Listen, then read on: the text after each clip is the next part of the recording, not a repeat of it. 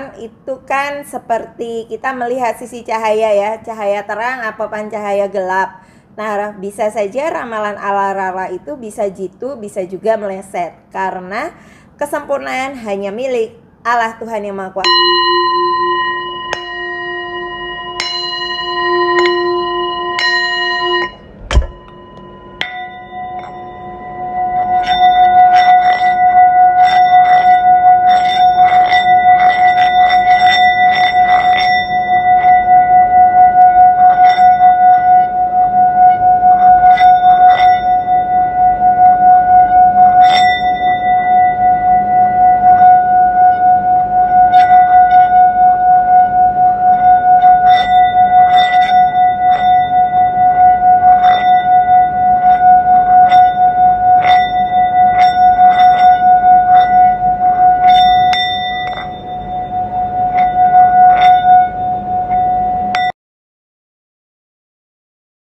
Ya, aku main pingpong ball.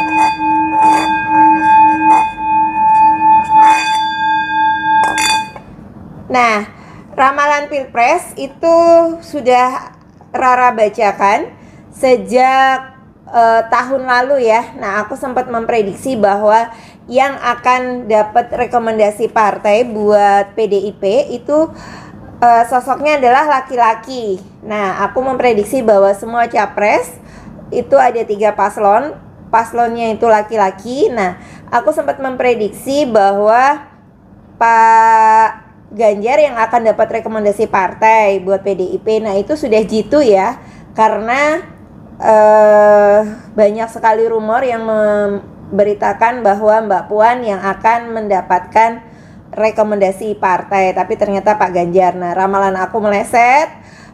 Prediksiku Ganjar Erik. Nah, karena simbol yang terbaca adalah sosoknya itu calon wakil presidennya cawapresnya Pak Ganjar itu sosoknya gemuk ya.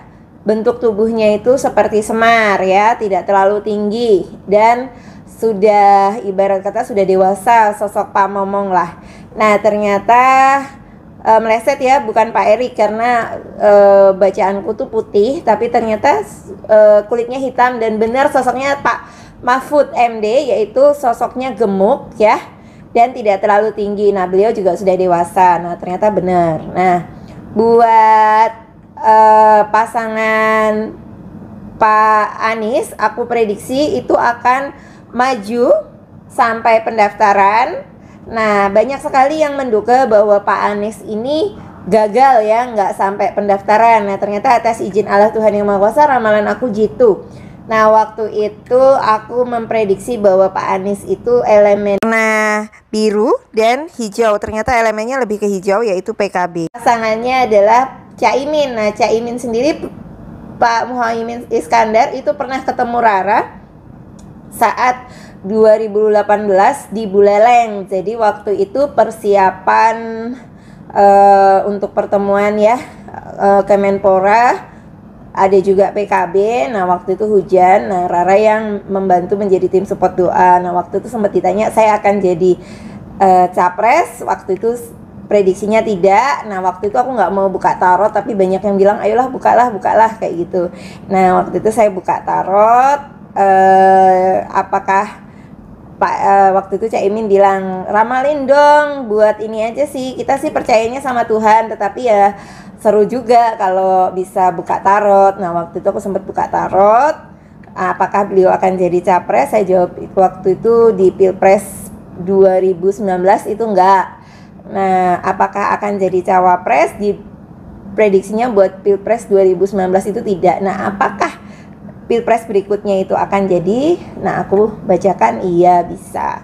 Nah, selanjutnya untuk Pak Prabowo itu ternyata aku sempat buka di tanggal 24 bulan 4 2024 ya. Kita buka sama-sama ya. Nah, ini kita dengarkan. Nah, kalian dengarkan di situ. Apakah Pak Prabowo akan maju sebagai capres? Nah, di sini itu menggenggam tangan ya, karena kan memang ketua partai. Nah kalau di sini sih kartunya sih sudah positif akan maju. Nah nanti elemennya itu kan awalnya itu berpikir hijau, tetapi di sini nanti akan yang digenggam adalah yang kuning ya. Jadi nah kalau partainya Gerindra, nah ini kemungkinan besar akan bergabung dengan kuning ya. Jadi cawapres siapa saja nyambungnya. Nah, yuk kita simak lagi ramalan tertanggal 24 bulan 4 2020. Oke, apakah Pak Prabowo akan maju sebagai capres? Nah di sini itu menggenggam tangan ya, karena kan memang ketua partai. Nah kalau di sini sih kartunya sih sudah positif akan maju. Nah nanti elemennya itu kan awalnya itu berpikir hijau, tetapi di sini nanti akan yang digenggam adalah yang kuning ya. Jadi nah kalau partainya Gerindra, nah ini kemungkinan besar akan bergabung dengan kuning ya. Jadi cawapres siapa saja nyambungnya nanti di video-video berikutnya ya. Nah kita tetap harus meneladani sosok Kaki Semar untuk pamomong. Jadi ya namanya ramalan itu bisa manjur, bisa juga tidak. Dan siapapun nanti capresnya, semoga kita tetap damai ya, saling asih asuh, salam jaya kasih alam semesta dari aku Rara, matur nuwun. Oke, nah buat Pak Prabowo itu sudah terbaca bahwa nantinya saat aku ramal itu tanggal 24 bulan 4 2024, nantinya seorang Pak Prabowo itu akan berpasangan dengan yang elemen berwarna kuning ya. Awalnya berpikir hijau, jadi waktu itu kan sempat sudah dekat sekali dengan Caimin ya, tapi katanya Caimin itu dapat ghosting atau PHP mungkin. Jadi akhirnya lebih memilih yang sudah pasti, yang mau menyambut, yaitu Pak Anies.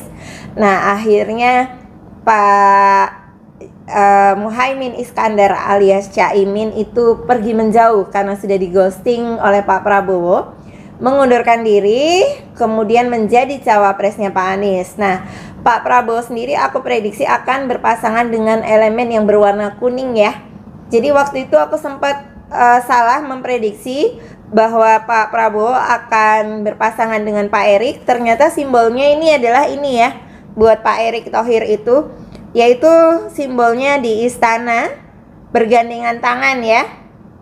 Jadi intinya adalah Pak Erick itu lebih mendapatkan takdir, yaitu untuk saat ini sesuai dengan komitmennya menemani Pak Jokowi seperti itu. Jadi tidak maju di Pilpres 2024. Nah, buat Mas Gibran itu aku sempat mengambil satu kartu tarot, yaitu Knight of Wands, yaitu kuda, ada sosok pria duduk dan ini terjungkal ya.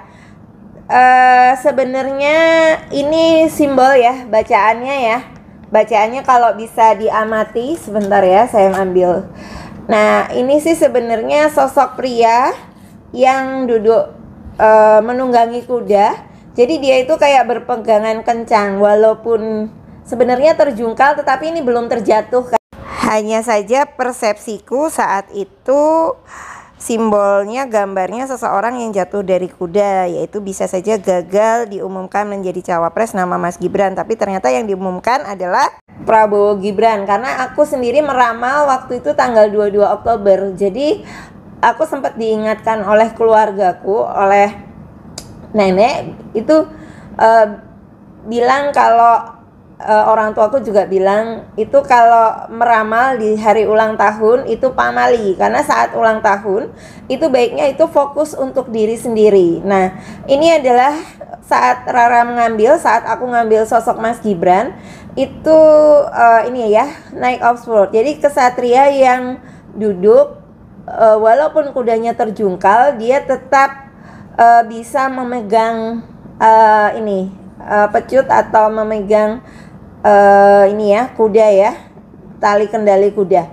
Jadi intinya tidak tergoyahkan, jadi tetap ada posisi sebagai cawapres, karena kan sudah diprediksi sebelumnya seorang Pak Prabowo itu diprediksi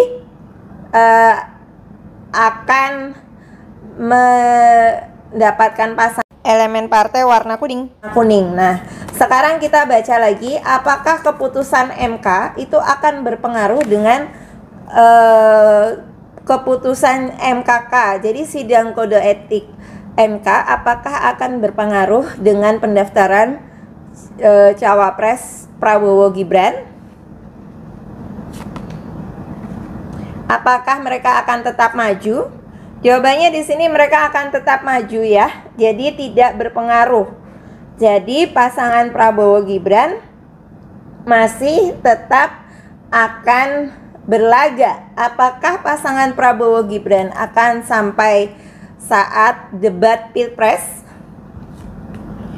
Sampai debat Pilpres ya, sampai ya. Nah, untuk kemenangan kita akan buka lagi nanti ya. Sebenarnya sudah bisa terbaca sih di Akashic Record, tetapi sama-sama kita melihat kontestasi ini, karena aku selalu menyajikan yang namanya ramalan itu kan seperti kita melihat sisi cahaya ya, cahaya terang apa cahaya gelap. Nah, bisa saja ramalan ala Rara itu bisa jitu, bisa juga meleset, karena kesempurnaan hanya milik Allah Tuhan Yang Maha Kuasa. Tetapi yang jelas dari ramalan ini, sosok Mas Gibran ini seorang kesatria yang duduk ya. Jadi mungkin kartunya benar, karena saat ini Bapak Erik itu memilih tetap menjadi Menteri BUMN dan Ketum PSSI, mendampingi Bapak Jokowi, dan sekarang kan sedang handle Piala Dunia. Jadi lebih tepat untuk beliau tidak maju. Nah, sedangkan Mas Gibran ini adalah sosok pemuda yang tangguh, yang duduk di kuda. Jadi apapun ya, mau digulingkan, mau ibarat kata mau ada berita negatif, tetapi tetap fokus dengan tujuannya. Dan di sini tetap sudah mendaftar, sudah tes kesehatan, dan nanti sampai saat debat pun Pilpres masih ada. Jadi keputusan MKK hari ini, sidang kode etik, tidak mempengaruhi untuk maju tidaknya seorang Mas Gibran sebagai cawapres. Salam cahaya kasih sayang alam semesta dari aku Rara. Terima kasih.